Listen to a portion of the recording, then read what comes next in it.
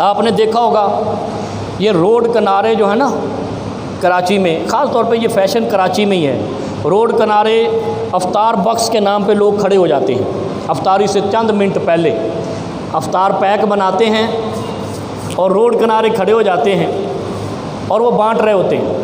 کن کو؟ جو گلستان جوہر سے گلشن اقبال جا رہا ہے، نیو کراچی سے نارتھ کراچی جا رہا ہے، ناظم آباد سے نارتھ ناظم آباد جا رہا ہے۔ یہ آپ نے فیشن دیکھا ہوگا، بہت سارا ہے۔ میں آپ کو اللہ کی پکڑ اور اللہ کی بخشش کی نشانی بتاتا ہوں کہ شیطان کیسے انسان کو گمراہ کرتا ہے، ہمیں سمجھ ہی نہیں آتی۔ وہ سمجھ جس دن آنے لگ گئی تو امت غالب آ جائے گی۔ جن کو سمجھ آئی وہ پھٹے پرانے کپڑے پہننے والے گورنر بن گئے، کرۂ ارض کی سب سے بڑی سپر پاور ریاست قائم کر لی۔ ان کو سمجھ آ گئی، اور ہم سمجھنا بھی نہیں چاہتے، سمجھ آتی نہیں ہے۔ یہ بڑی اہم بات کر رہا ہوں۔ یہ ہمارے تاجروں نے اور ان لوگوں کے ساتھ جو چندہ مہم زیادہ کرتے ہیں ان کے ساتھ مل کے ایک مہم چلا رکھی ہے، افطار بکس بناؤ، کسی نہ کسی چرنگی پہ کھڑے ہو جاؤ، کسی سڑک پہ کھڑے ہو جاؤ، کہیں کھڑے ہو جاؤ۔ یہ بات شکوے کے طور پہ لینا، اور یہ قرآن و حدیث کے مطابق کر رہا ہوں۔ یہ ٹرینڈ آج سے 20-30 سال پہلے نہیں تھا، اور ہم دیکھتے تھے کہ جو ہی افطار کا وقت قریب آتا جاتا تھا روڈوں پہ سناٹا ہو جاتا تھا۔ نہیں تو آپ کو اندازہ ہوگا، میرے سے تو شاید اکثریت آپ کی بڑی عمر والی ہے، روڈوں پہ سناٹا ہو جاتا تھا۔ لوگ اپنے کوشش کرتے تھے افطار سے پہلے یا تو گھر سے نہ نکلیں، یا قریبی مسجد میں چلے جائیں۔ اگر کوئی ضرورت مند ہے، کسی کے پاس افطاری نہیں ہے، غریب ہے، رمضان کا روزہ رکھنا بھی ضروری ہے، اگر صحت مند ہے تو نہیں چھوڑ سکتے، لیکن وہ گھر سے اس وجہ سے نہیں نکلتے تھے کہ لوگ کیا کہیں گے، یار یہ ابھی سفر کر رہا ہے، روزے کی افطاری کا ٹائم ابھی جا رہا ہے۔ یہ ایک شرم و عار ہوتی تھی، لیکن ہم نے اس کا حل نکالا۔ یا تو گھر میں افطاری کرو، دوسروں کو کراؤ، یہ حکم ہے۔ دوسرا حکم کیا ہے؟ مسجد میں افطاری لے کے جاؤ، خود بھی کرو، دوسروں کو بھی کراؤ۔ ہم نے ان دونوں چیزوں سے نکال لیا۔ اچھا، میری ایک گروہ یہاں کہیں کراچی میں وہ افطار بکس، اس نے ایک مہم چلائی ہوئی ہے رمضان میں، چوک پہ کھڑا ہو جاتا ہے، کوئی چوہر چرنگی پہ کھڑے ہوئے کہ کسی پہ۔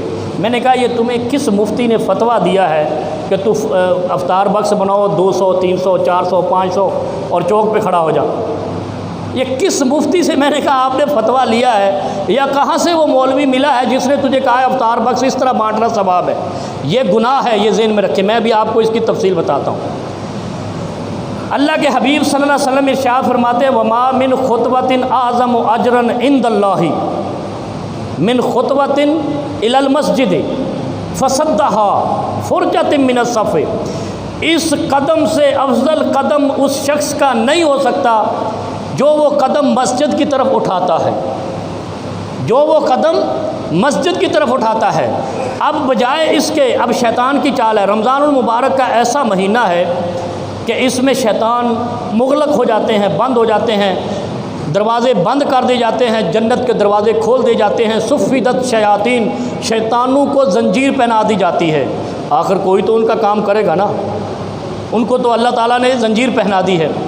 اب مومن کا رجوع ہو جاتا ہے مسجدوں کی طرف۔ ذرا غور کریں، جو مسلمان ہیں آپ دیکھیں گے جمعے میں تعداد زیادہ، نمازوں میں تعداد زیادہ، افطاریوں میں تعداد زیادہ تھی، پہلے کی بات کر رہا ہوں۔ اور مومن جو کبھی بھی مسجد میں نہیں آیا، یا اس نے نمازیں کم پڑھی ہیں، یا فامو واسمو اندھا اور بہرا بنا رہا ہے، رمضان کا مہینہ آتا ہے اس کا دل موم ہو جاتا ہے، دیکھا دیکھی ہو جائے یا اللہ کی طرف سے ہو جائے، وہ مسجد کی طرف آنا چاہتا ہے۔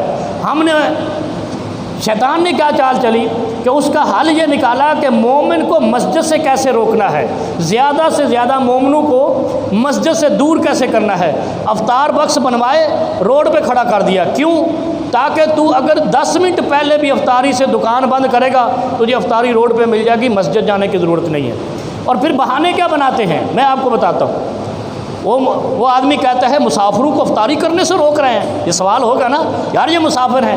تو آپ کو پتہ ہے فمن کان مریضا او علی سفر فعدۃ من ایام اخر، اللہ نے تو کہا ہے مریض اور مسافر پر روزہ ہی نہیں ہے، وہ تو دوسرے وقت میں رکھے۔ اور گلستان جوہر سے گلشن اقبال جانے والے پر مسافر کا اطلاق ہی نہیں ہوتا، اور اگر یہ مسافر ہے تو افطاری کیوں دے رہے ہو؟ اور مسافر پہ تو روزہ ہی نہیں ہے، ختم کرے روزہ، بعد میں روزہ رکھے۔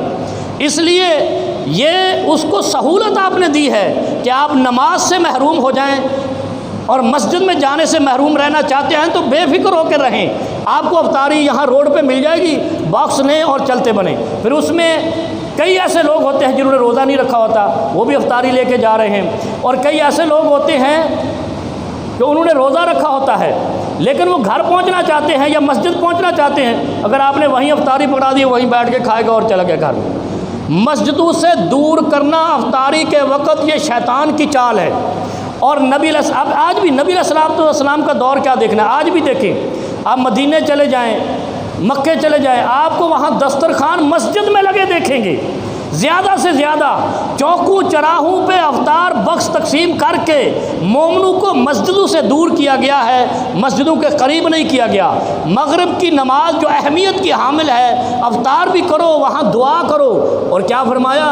افطاری کے وقت کی ہوئی دعا رد نہیں ہوتی، اور ایسا وقت بھی بتا دیا کہ جو شخص روزے کی حالت میں افطار کے وقت دعا کرتا ہے اللہ رب العالمین اس کو رد نہیں کرتے، آسمانوں پہ چلی جاتی ہے اور وہ پوری کر دی جاتی ہے۔ اس سے محروم کر دیا، اس سے محروم کر دیا، وہ مسجد نہیں آیا، وہاں روڈ پہ افطاری کی، اپنے گھر چلا گیا۔ اس لیے ان لوگوں کو دعوت دیتا ہوں، خدا کے لیے اس امت پر رحم کریں۔ کیوں؟ اچھا یہ کہاں سے نکلا ہے پتہ ہے آپ کو؟ یہ جو افطار بخش کا سسٹم ہے یہ مولویوں نے نہیں نکالا، یہ مولوی نما لوگوں نے نکالا ہے۔ اور دوسری کس نے نکالا ہے؟ وہ سیکولر قسم کے، لبرل قسم کے ہیں نا، ان کو فنڈ ریزنگ ہوتی ہے، فنڈ ریزنگ سے انہوں نے افطار بخش بنائے۔ ہمارے کچھ دیندار لوگوں نے کہا یہ وہ کرا رہے ہیں تو ہم کیوں نہیں کرائیں، وہ فنڈ کر رہے ہیں تو ہم کیوں نہیں کریں، اور اس کے پیچھے مجھے فنڈ کرنے کے علاوہ کوئی چال۔ اگر یہ روڈ پہ افطاری نہ کرائیں، مسافر خانے ہو نا، اگر مسافر ہو، پہلی بات تو ہے کہ مسافر پہ روزہ نہیں ہے، تو جو اللہ نے رخصت دی اس کو اختیار کرنا لازم ہوتا ہے۔ پتہ ہے آپ کو، یہ ضروری چیز ہے کہ جو رخصت ہے اس کو اختیار